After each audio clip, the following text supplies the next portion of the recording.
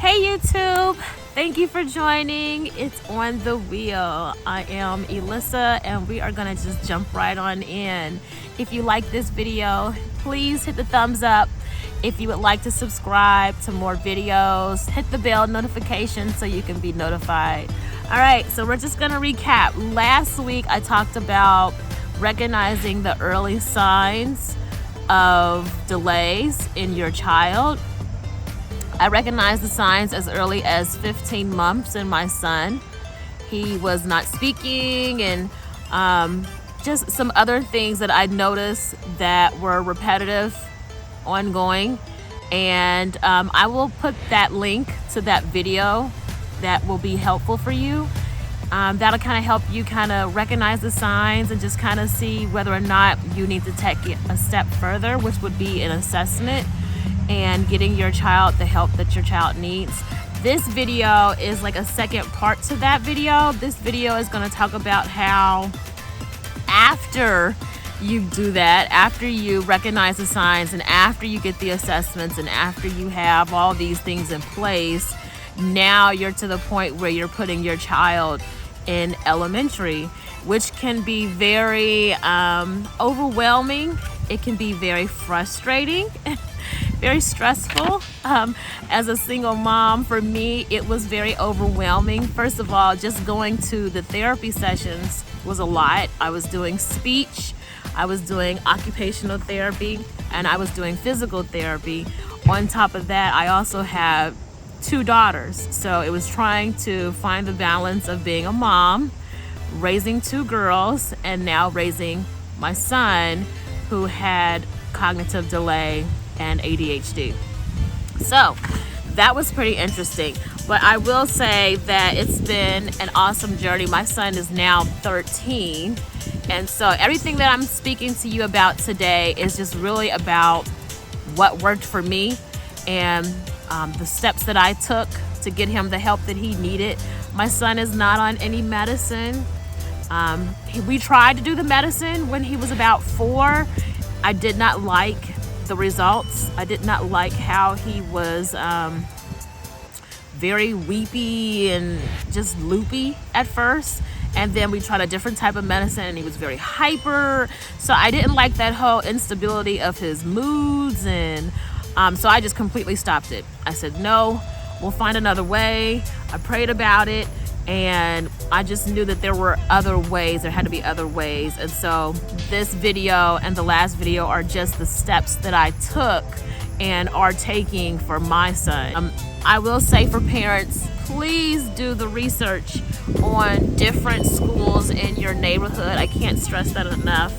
Find a school for your child.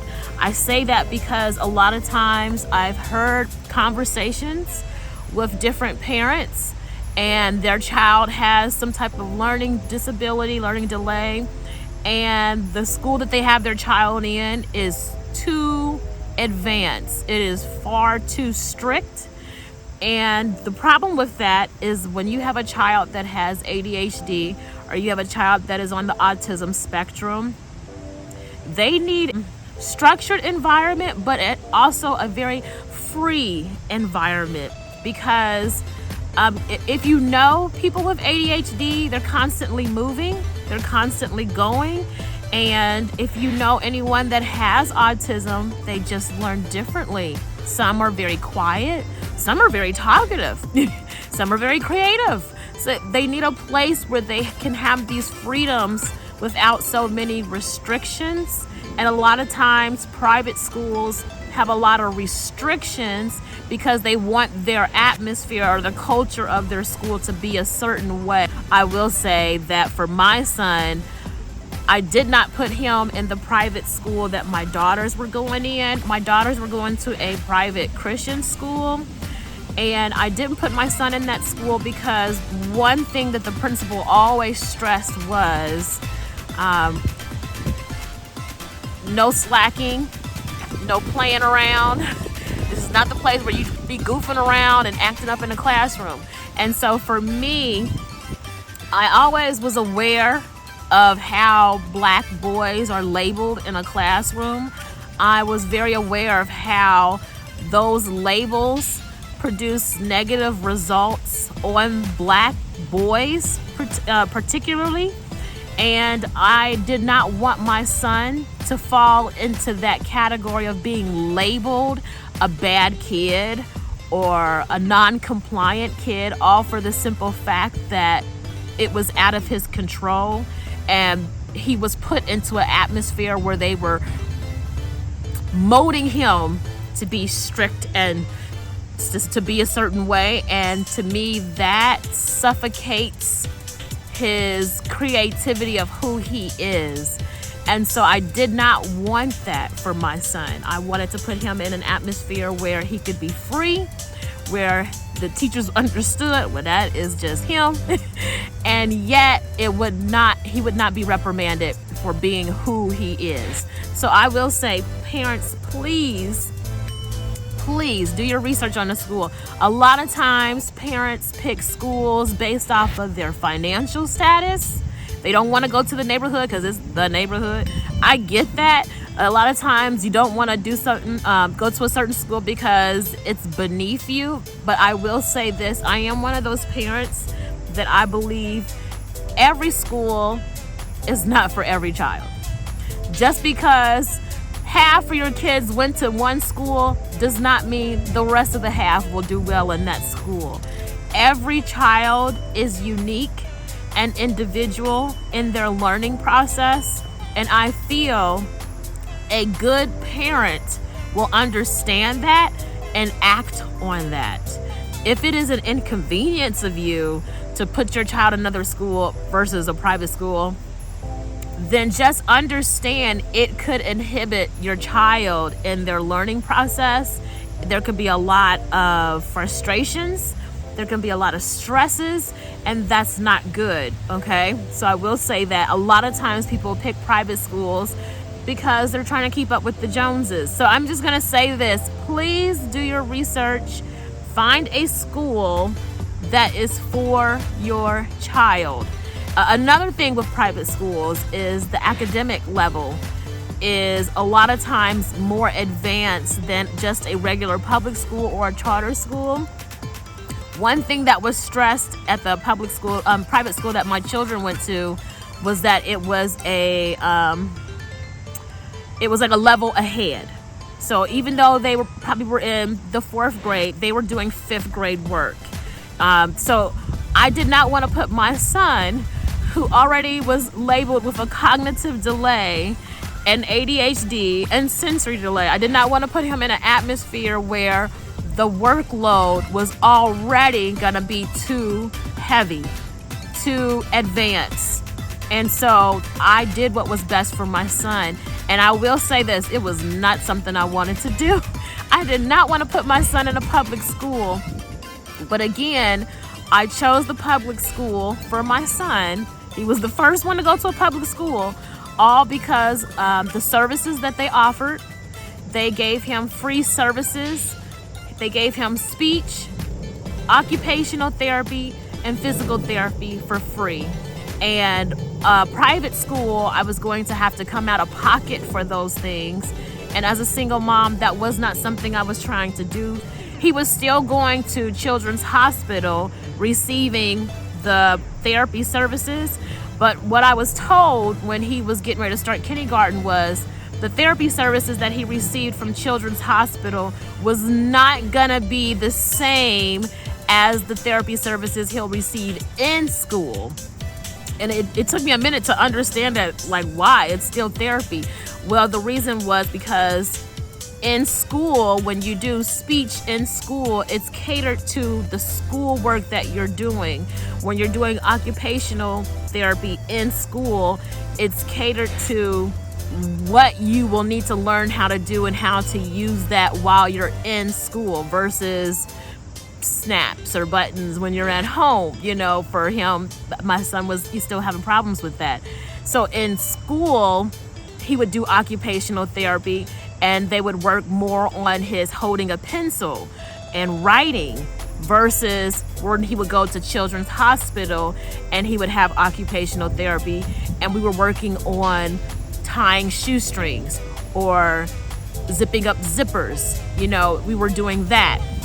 And so, in physical therapy, in school, he was doing things like sitting in a chair, but crossing his legs a certain way, or sitting on the floor and doing a certain pose. Whereas in Children's Hospital, his physical therapy might be, okay, I'm gonna have you climb up this pole, or okay, I'm gonna have you do this little obstacle course, or I'm gonna have you ride this bike real quick. Those things would not be adequate for in school because he's not riding a bike in school. So his therapy sessions were different, and that's why it's important to find a school that has these services so your child can keep up with them. And it's kind of like he got double the services, but for free. And so that's why I'm going to stress that. I'm not going to keep rambling on about that.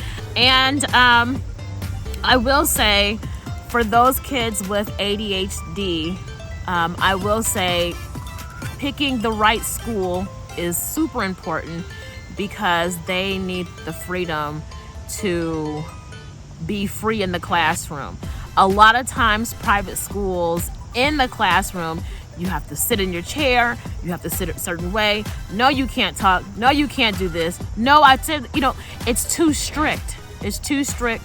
And a child that is constantly moving is going to have problems. You're going to have problems. So I'm just going to say that right now. Okay, so once you find a school, once you get your child into the school and you find that school is a good fit, what I will say your next step is going to be to create a IEP or to see if your child needs a 504 plan. So when I got my son into kindergarten, I was told that we needed to create an IEP plan, which I'm outside, so the trees are like shading everywhere. So an IEP is an individualized educational plan or program. And what it is, it's something that gives the teachers, the school, myself, gives us a format, a learning format on what to follow, and it has different goals on the program, different goals, different objectives. It has different support teams, a list of the speech therapy, the occupational, all of that is listed on an IEP, and that helps you and the teachers to help the child and to see if he's progressing or if he's digressing or if he's staying the same. It's just a way to keep track. And it's something that I have to do once a year. I have a meeting with the teachers. I have a meeting with his therapist. Sometimes the assistant principal is in the class, in the room with us. Sometimes they're not. But a lot of times I'm meeting with the teachers and those that do hands-on with my son. Now, my son had an IEP. Now, he didn't have a 504, but a 504 plan is something that you would have medical disabilities. So maybe you have just ADHD, but not autism, okay?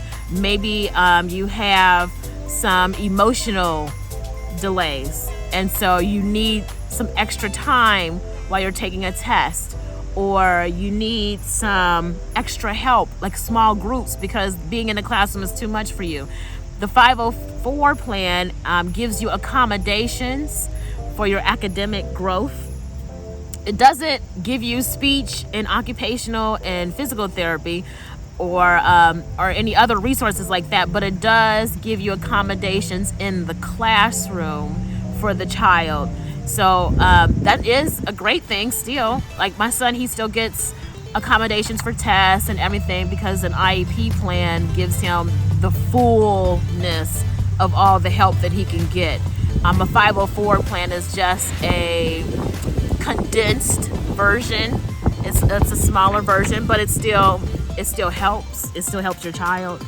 So once you create your IEP plan and once you get your 504 plan, then comes the in the classroom time. So while your son is in the classroom, this is the time where you as the parent is going to need to be very much involved. You're going to really need to be involved, because this is where you put all that hard work of you taking the assessment and doing the therapy and getting the IEP and getting the 504. All of that now comes into play once your child is in the classroom. This is where it all comes together. And your job as the parent is to be as active as you can in this process. Because I'm going to tell you, I have seen students who are in the same place as my son, learning wise, and yet they don't have the support that they need from their parents or for anybody that's from their home. And I've seen how that child can be labeled as the bad kid. They have no structure. They don't have the help. And so a lot of times I see the teachers, they'd say, well, not only are we the teachers, but we're the parents, we're the grandmothers, we're the mothers, we're the sisters, we the aunties, we the uncles, like they have to be everything for that child. And a lot of times that's a lot for a teacher. That's a lot for a teacher. And so I would say, as the parent, please do your part. Don't put your son or your daughter in all of these programs just to leave them and forget about them and not be a part of their academic growth. It is very crucial that you become a part of their growth. With my son, when he started kindergarten, this was all new to me. I didn't know what to expect. I didn't know, was he going to do well in school? Like what's going to go on? I wanted to be as involved as I could. So I got a egg timer. Okay. I got an egg timer. That shows you how long ago this was. My son is 13. So when he was about 3-ish, when he was about 4, I got an egg timer because I wanted to start putting him on some type of routine. I was told by his speech therapist that an egg timer would be a good way to start teaching him how to understand time. That was one thing my son did not know. You'd be surprised how you say things to kids and they don't know. You'd be saying, like, you only got 5 more minutes, or you only got 20 more minutes to play. And they don't know how long 20 minutes is. They don't know how long is 30 minutes. They don't know. So what I used to do is I would put things on a time.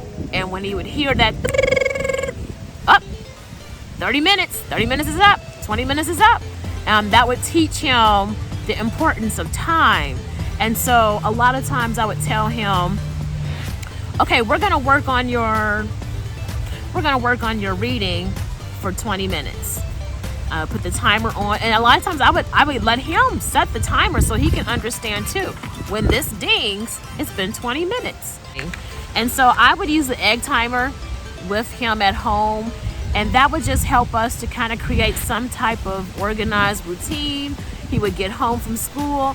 I would turn the timer on, like, okay, you got an hour of free time until we get started on your homework. Or you got an hour and a half or 2 hours, whatever. It's once it rings, that lets him know, okay, my time is up. And for kids that are on the autism spectrum or that have ADHD, setting some type of timer is so helpful. So they get zeroed in on, so fixated on what they're doing, they are oblivious to time.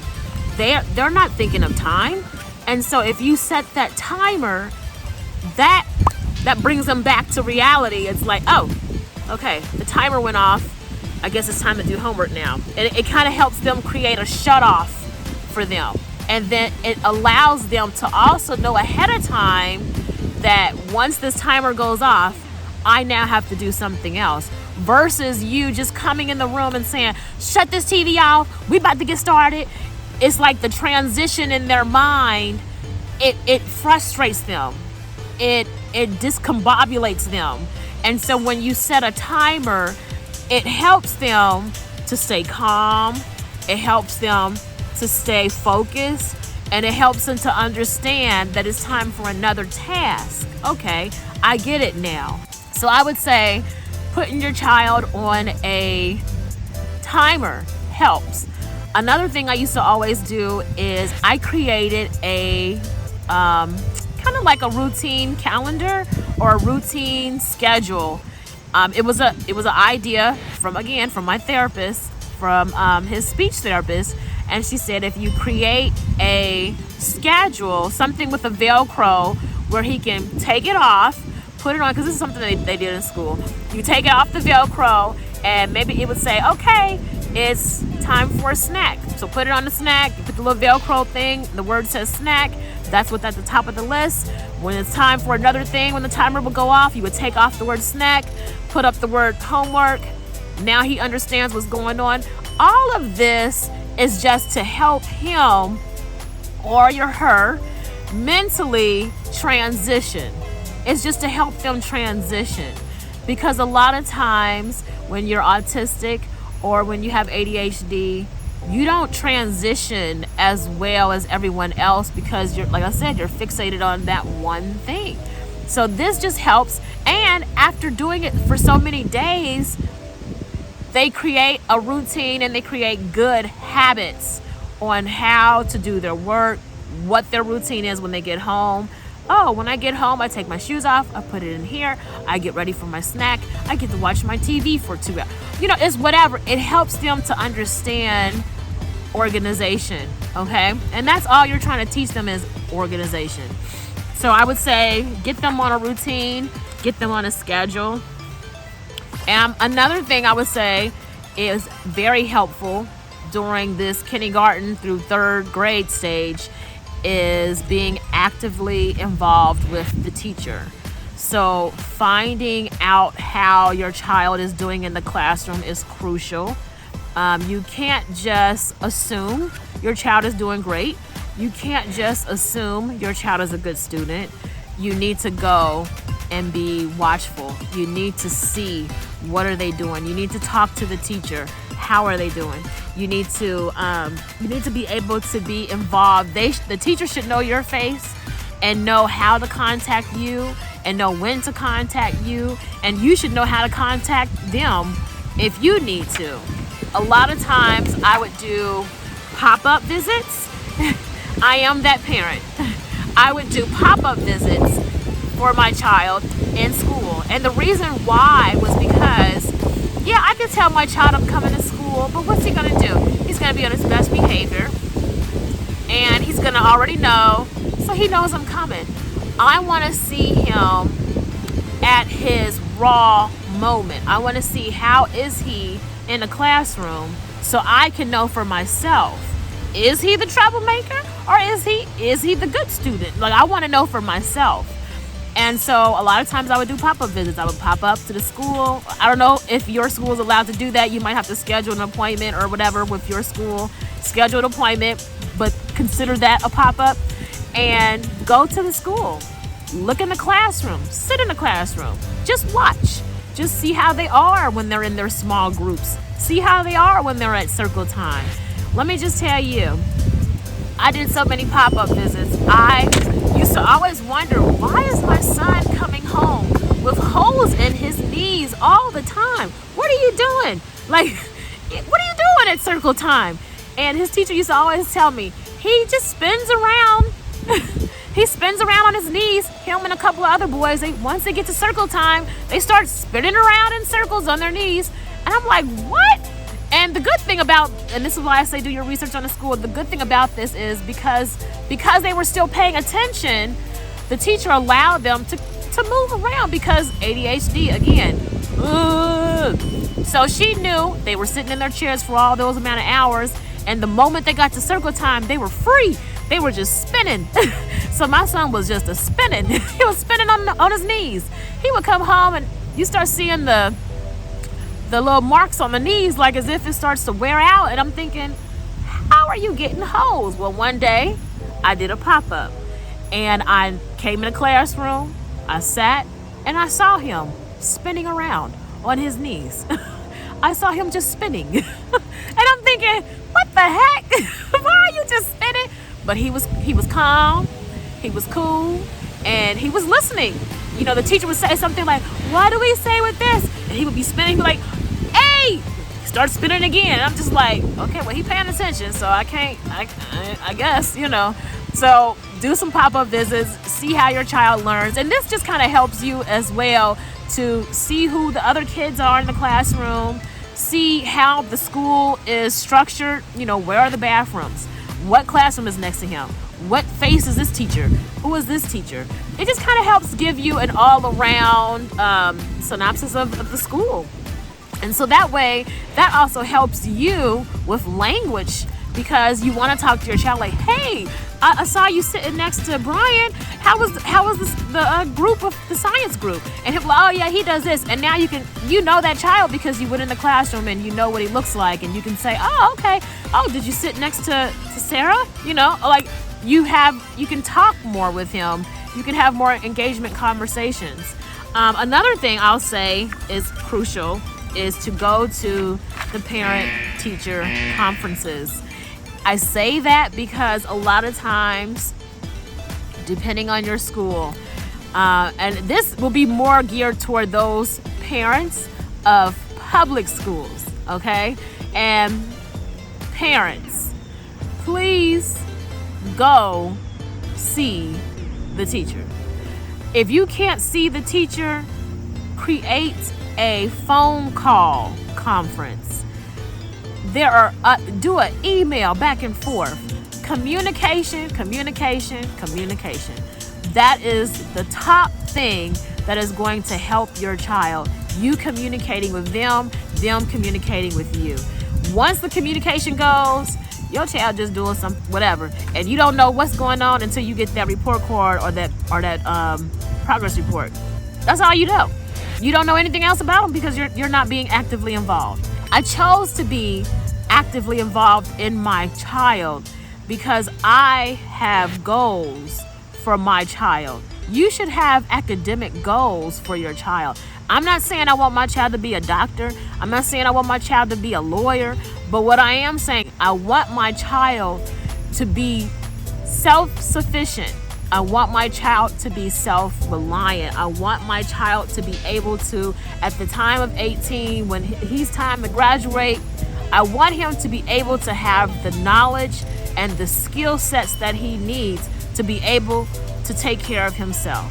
And the only way to do that is by making sure along the way these building blocks are set into place.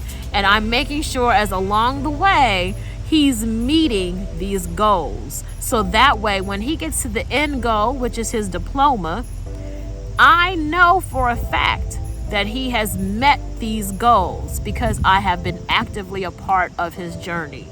And so I say that to you parents, be an active part in your child's journey, especially with a child that has a learning disability, ADHD, autism, cognitive delay, sensory delay, any type of disability. I say be an active part in your child's academic growth.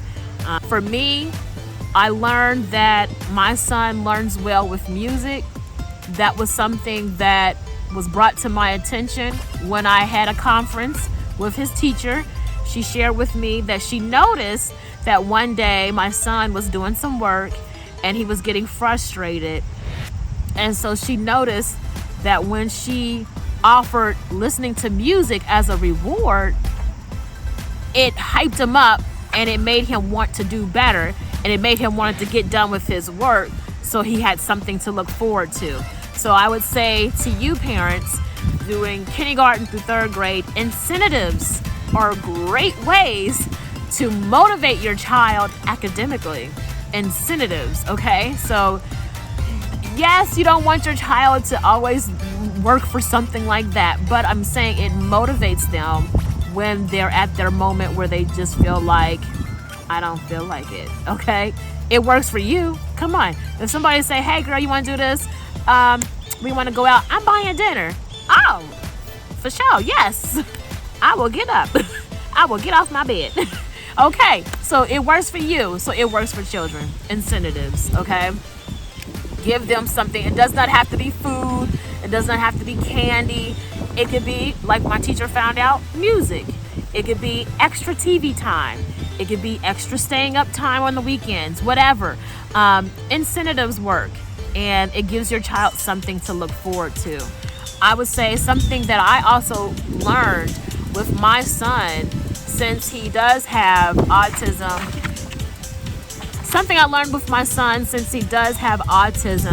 and is diagnosed with ADHD, is the importance of exercise, the importance of being active, the importance of putting in playtime, okay? When my child would do some homework, I noticed that when he got frustrated, he would shut down. And this was something that it would make him upset. He would start talking slow. It would make him move slow. And it would make you really irritated at him. Like, look, we ain't got all day. I need you to move. So what I began to do was, okay, let me think out the box here. How can I get him motivated to finish this task so we can go to the next task? And what I found out was things with ADHD, kids with ADHD love to move. They don't like to just sit still all the time unless that's just something that they've gotten used to doing. They like moving, okay? So what I would do is he would get real frustrated. He'd be leaning all hand all on the table, and I would say, okay, pause. Give me 50 jumping jacks. And he'd be like, 50 jumping jacks? Okay. So he would get up. 1, 2, 3, 4. I mean, he'd be gone. 50 already. I'm like, okay. All right, now do problem number 7. He would do problem number 7. All right, we get to number 8. I say, I'd be like, okay. When you get to number 10, give me 10 push-ups. So we get number 10. All right, 10 push-ups now. All right, 10 push-ups. He looked forward to it. So I'm not saying you gotta make your child do exercises, but I am saying find some type of active movement that gets them moving, because it's like it resets the brain, and that's what you want. And so a lot of times, that's why my teacher found out when my son was on circle time, he was just spinning. Why? Because he liked moving. He just wanted to keep moving. And so find ways to motivate your child to keep moving. You got to keep moving. So keep them spinning, keep doing the exercises. He might want to just kind of turn around and spin on the ground. Whatever you got to do, just keep them moving. That's what you got to do. I will also say that kids with ADHD, let them choose. Don't always choose for them, but let them choose. Let them, okay, what do you want to do? Okay, you're not getting number 7, so what do you want to do? Okay, can I run around outside? Run around outside. Okay, run around outside. You know, don't always tell them what to do, because then it makes it feel like their learning structure is based off of what you think, and it doesn't give them that ability to be creative. A lot of times kids with autism like the creativity of choosing what they want to do. So you got to make sure that they're a part of their learning growth as well, and give them the opportunity to choose. That's something I've noticed that a lot of parents don't do. They don't give their children the right to choose. They make choices for them. And I feel like that's wrong, because you want your child to be able to choose what part of the learning process they want to do. Do you want to do your reading first, or do you want to do your math first? Do you want to do your science first, or do you want to work on your social studies? What part do you want to do? Let them choose. They're still getting the work done. It's just not in the order you wanted it to. But let them choose, because then it makes them feel like they're in charge and they're taking control of how they do their work. And so that's what you want, is you want to build that confidence in your child, and you want them to be able to feel like, yes, I can do this on my own without my mom or without my dad. I can do this. That's what you want. And so I'm going to say, to recap everything, once you have done all the whole assessments, like we talked about in the first video, once you've done the assessments and once you figured out the signs, it is important to find a good school for your child. It is important to find a school for your child, not the school you want, but the school that is best for the child. Best resources, best structure, the freedom that they would need. Find a school that's best for your child. When you find that school, create an IEP plan or a 504 plan. Get your child into the school and start creating those relationships with the teacher, with the principal, with the staff, and also create a routine at home. Find ways to help your child grow at home, and find ways to be creative while your child is doing their work, so that way you can meet your academic goals for your child. So thanks for watching. I pray that everything is going great. Stay tuned for the next video where we're going to discuss autism in 3rd to 6th grade and how there is a flip. There is a flip. Things do change as they get older. But thanks for watching. I will say it's been great talking to you about autism, something I know very much about because of my son. I pray that these tips can help you and your child and their academic journey. And I'll see you in the next video. Much love.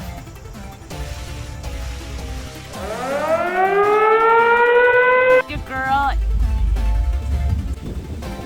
Hey, you know, this part series of my 3. All right. Which came out to be cognitive. Don't like that.